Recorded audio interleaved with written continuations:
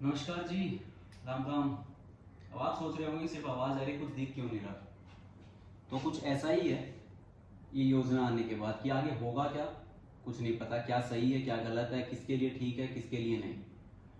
और गवर्नमेंट बता रही है इसके फायदे और इसके नुकसान हमें खुद ही निकालने पड़ते हैं। जब आप कोई चीज बेचने आते हैं तो ऑब्वियस है उससे ये पूछा जाए कि इसके फायदे बताओ तो उसके पास एक लिस्ट होगी, नुकसान बताओ तो 2 मिनट सोचना पड़ेगा। लेकिन यहाँ अपोजिट है। इस योजना के बारे में अगर ये पूछा जाए कि नुकसान कितने हैं तो पूरी लिस्ट भरी पड़ी है। अगर फायदे पूछे जाए तो हमें शायद सोचना ही पड़ेगा, कुछ होगा नहीं हमारे पास। लेकिन गवर्नमेंट के कुछ पॉइंटलेस और बेकार के जवाब आए हैं इसके लिए कि ये क्या फायदे हैं। नंबर 1 कि इसमें ज्यादा से ज्यादा लोगों को देश की सेवा करने का मौका मिलेगा। साथ में ही गवर्नमेंट ये जवाब दे रही है कि ये कोई इस योजना के तहत आए ना आए ये उसकी मर्जी है, सेवा करने का कोई कंपलसरी नहीं है कि वो आए आर्मी में ज्वाइन करे, कोई ये कंपलसरी नहीं है। तो पहला था कि उन्होंने अपना खुद ही गलत कर दिया कि सेवा का मौका मिलेगा। अगर कोई आना ही नहीं चाहेगा, कोई आएगा ही नहीं, तो ऑटोमेटिकली आर्मी जवान होने की वजह बूढ़ी ही हो जाएगी। नंबर 2, गवर्नमेंट कह रही है इसके तहत आपको एक सर्टिफिकेट मिलेगा जिसके बिहाफ पे आप स्टेट के किसी भी गवर्नमेंट सेक्टर में या आर्मी में या पुलिस में आप ज्वाइन कर सकते हैं, या प्राइवेट सेक्टर या अपना कोई भी काम कर सकते हैं, जिसमें आपको प्राथमिकता मिलेगी और लोन भी मिलेगा।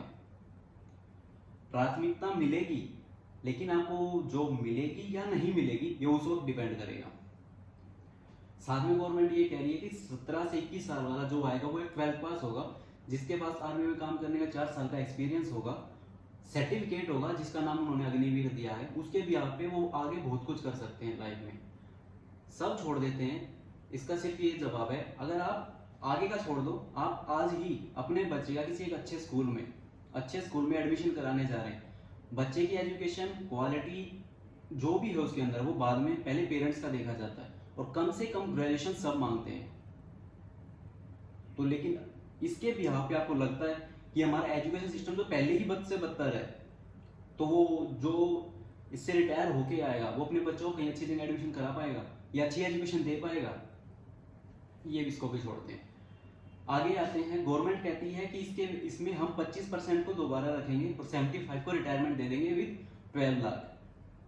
ठीक है, 25% को जो आप रख रहे हो, जिनको आप रिटेन करने को तैयार हो, 75 जिनको निकाल दिया गया है, क्या उनके पास इतना होगा कि वो किसी भी जगह पे जाके इस 4 साल के एक्सपीरियंस पे काम कर पाए? क्योंकि आर्मी की नौकरी में अच्छे से एक्सपीरियंस और ट्रेनिंग कम से कम 2 साल की होती है।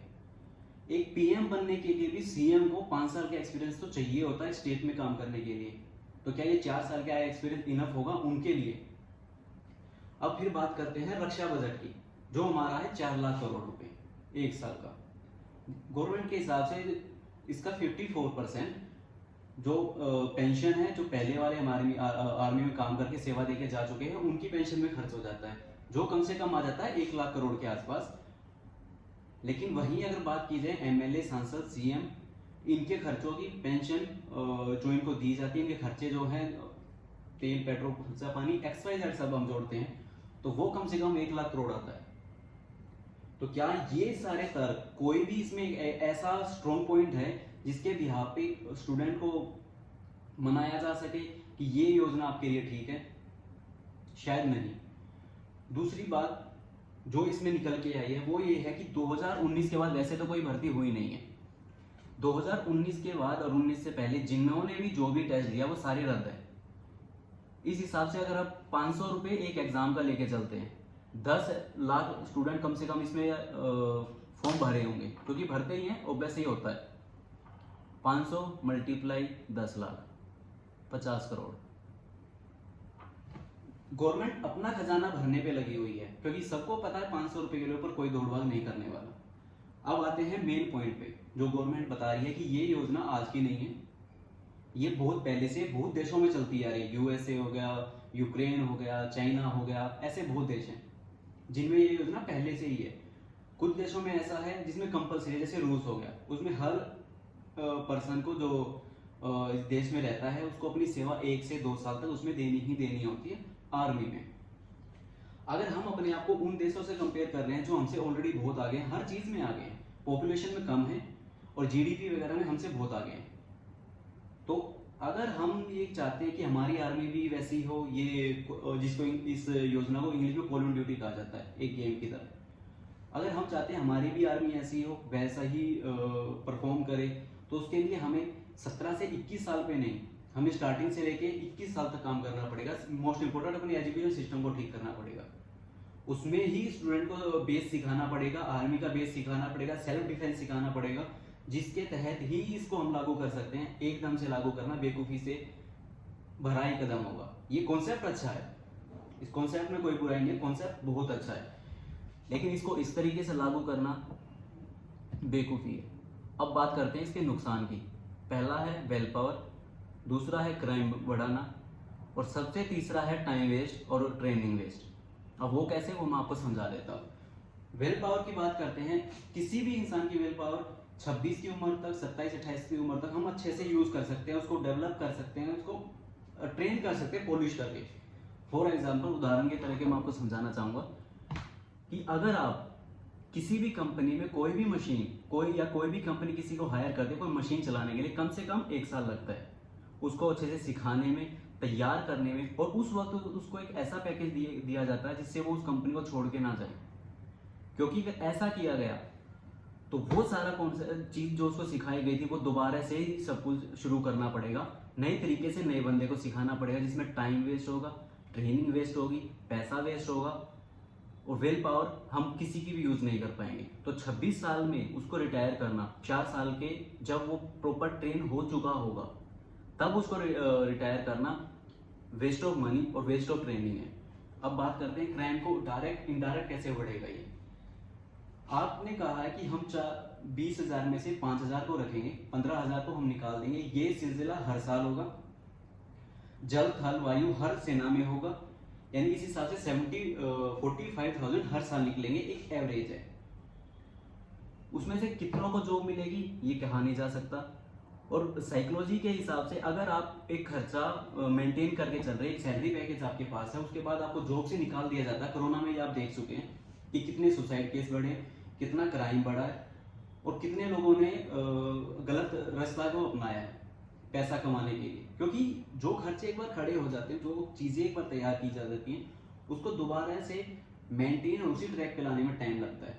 जब कोई इस कॉन्सेप्ट के तहत सिर्फ मेंटली स्ट्रेस बढ़ेगा, लोग डिस्टर्ब होंगे, जो क्राइम को डायरेक्ट और इनडायरेक्ट हर तरीके से बढ़ावा ही देगा।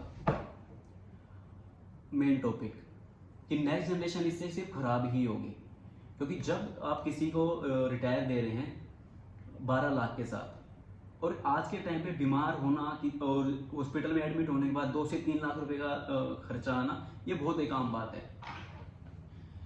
इसमें जो भी चीजें हैं हम काउंट कर रहे हैं, इन्फ्लेशन हम बता ही नहीं रहे हैं, हम सिर्फ ये आज के हिसाब से बता रहे हैं कि LIC की तरह, कि LIC में आप आज इतने पैसे दो, आज को 25 साल के बाद इतने देंगे, और 25 साल के बाद उस पैसे की वैल्यू उतनी ही होगी।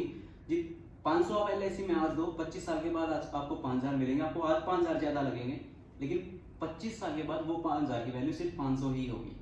ये आप अच्छे से समझ सकते हैं कि 10 साल पहले 5,000 की जॉब और आज 25,000 की बराबर ही है, कोई ज्यादा फर्क नहीं है। तो इन्फ्लेशन को इसमें काउंट ही नहीं किया गया कि 17 साल का उसमें ज्वाइनिंग करते हैं, 26 साल यानी 9 साल, 9 साल में कितनी इन्फ्लेशन बढ़े, कितनी महंगाई हो जाएगी, ये उसमें काउंट ही नहीं कर रहे हैं।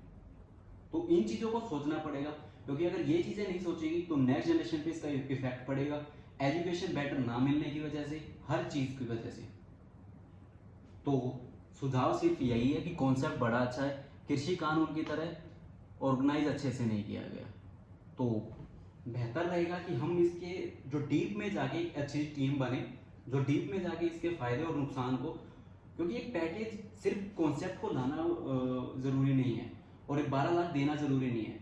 जरूरी है कि एक पैकेज ऐसा लाना जो फ्यूचर तक को सिक्योर कर सके। तो गवर्नमेंट जॉब मिले ना मिले वो एक अलग बात है, लेकिन सब चाहे प्राइवेट सेक्टर में हो या जहां भी हो, वो यही चाहेगा कि फ्यूचर सिक्योर हो। तो इसमें किसी को भी कोई सिक्योर नजर नहीं आ रहा है, और जो अपना पहले ही टाइम डाल चुके हैं वो ही इसके लिए प्रोटेस्ट कर रहे हैं। तो इसके लिए जरूरी है जो भी इसमें माइनस पॉइंट है उसको ठीक करके एक अलग पैकेज की तरह डाल। उम्मीद करते हैं वो कि इस पे जल्दी से जल्दी कोई डिसीजन आएगा, ऐसा ना हो कि किसान आंदोलन की तरह फिर से 2 साल का वेट करना पड़े और हर चीज को दोबारा से स्टॉप करना पड़े। तो गवर्नमेंट इसको जल्दी से जल्दी ठीक करे, और सुझाव जो हैं तो सभी को हर तरीके से मिल रहे हैं, ट्विटर के जरिए, इंस्टाग्राम, हर जरिए। तो जो इसमें लैक है उसको दूर किया जाए। ये जो पॉइंटलेस तर्क दिए हैं गवर्नमेंट ने कि ये इसके ये फायदे हैं, वो सारे गलत हैं। तो थैंक यू।